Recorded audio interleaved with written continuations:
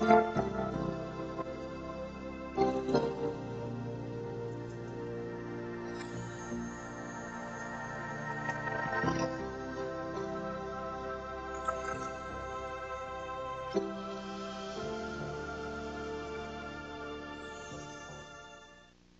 my name is Jim Collier. I'm an investigative reporter, and this is an open letter to Frank Hughes. Frank Hughes is the man in charge of astronaut training at Johnson Space Center in Houston. He trains the astronauts now, and Frank, you trained them back in 1969 through 72 in the Apollo mission, so you were the expert that I got when I called NASA and spoke to Audrey Schwartz in the press department and said, I need an expert to answer some questions, and you've been very kind in answering. But here is the entire problem, or as much as I can get into this 2-hour tape. What happened was, a man named Ralph Renee came to me several years ago with a manuscript for a book called A Funny Thing Happened on the Way to the Moon. And he was a physicist who had studied, a self-styled physicist, I guess the press will call him after this, but he knows his physics really well. And I was incredulous, like most people, that we didn't go to the moon. And I started investigating him. And then I found out that he got his information, or a lot of it, from a man named Bill Kaysing, who worked for Rocketdyne as a man who wrote scientific papers for the scientists, and he had a gray pass, which meant he could go anywhere and see anything. And he saw a lot of propulsion experiments, etc., and he wrote a book called We Never Went to the Moon. Astronaut James Lovell of Apollo 13 called Kaysing a wacko for claiming we never went to the moon. Kaysing, who's been investigating NASA for 20 years, is suing Lovell for libel. The trial takes place October 7th in Santa Cruz, California.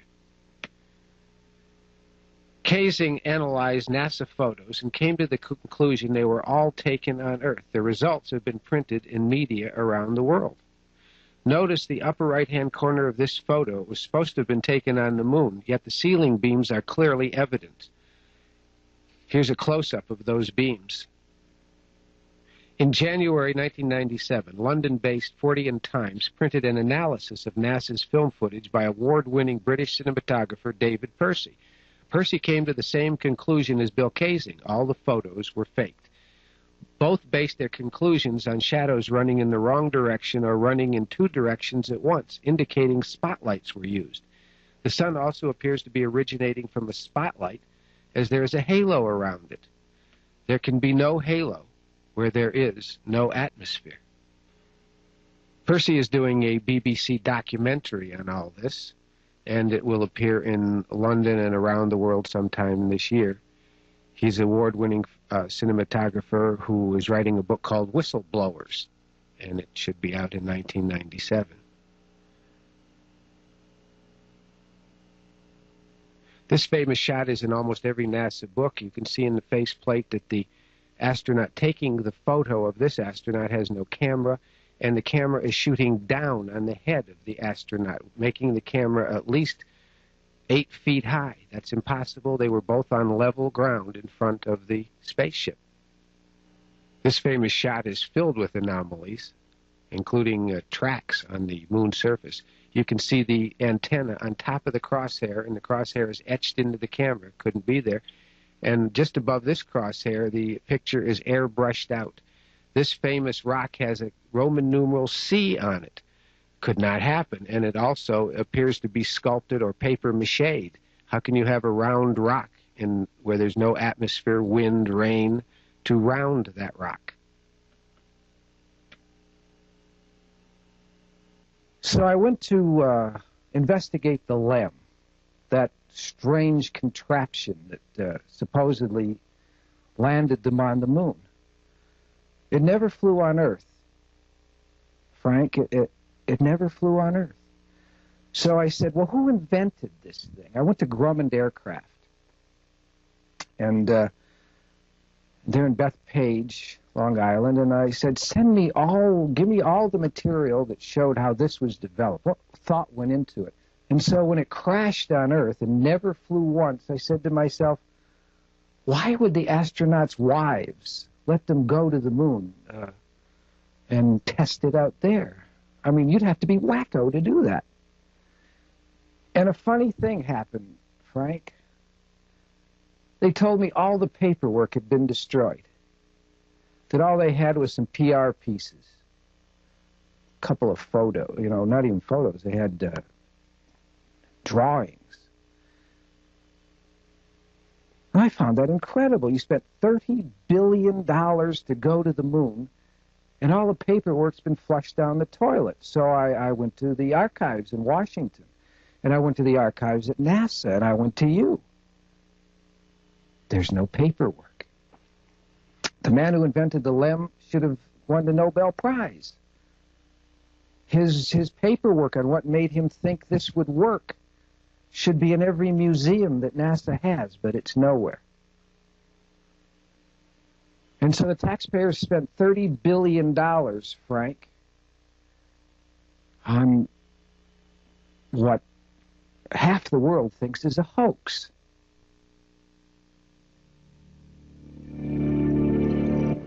This is the lunar module falling freely toward the moon.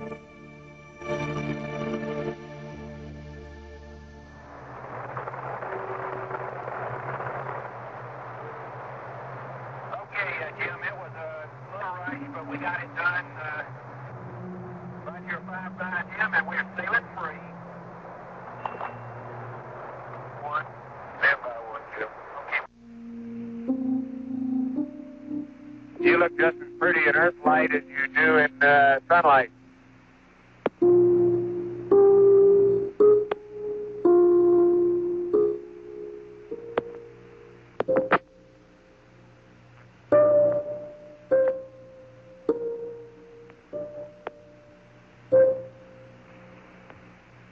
Roger, America. Have a good burn. You're loud and clear.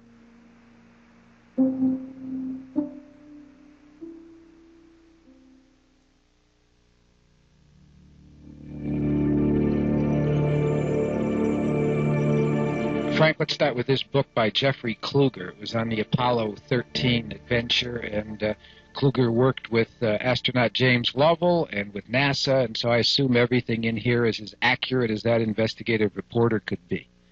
All right, Frank, this is the LEM, and this should have looked like a rocket. You can see how it's back here. It's lopsided.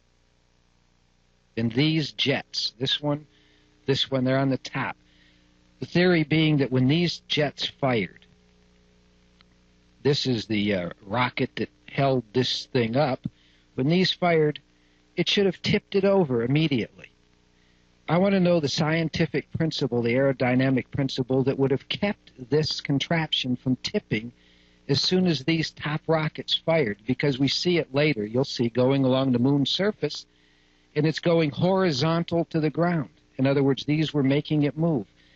But if it's floating on this, 10,000 pounds of thrust right here, and these shoot off, what scientific principle would keep this thing from tipping down and turning and spinning and crashing to the ground? This simulator, the LEM, flew once on Earth, and it blew up, almost killing Neil Armstrong, who bailed out. The LEM never flew on Earth. You know, Frank, one of the most important parts of this investigation was whether they could get in and out of the LEM.